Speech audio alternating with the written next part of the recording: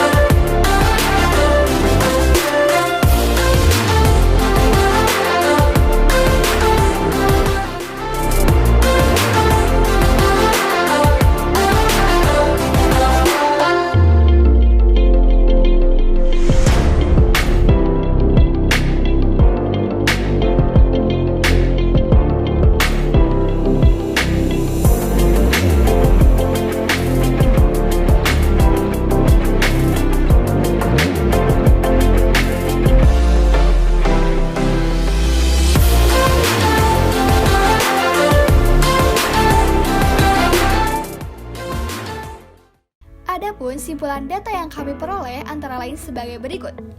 Pada kecepatan 1, kecepatan rotor 100 rpm, namun lampu tidak menyala.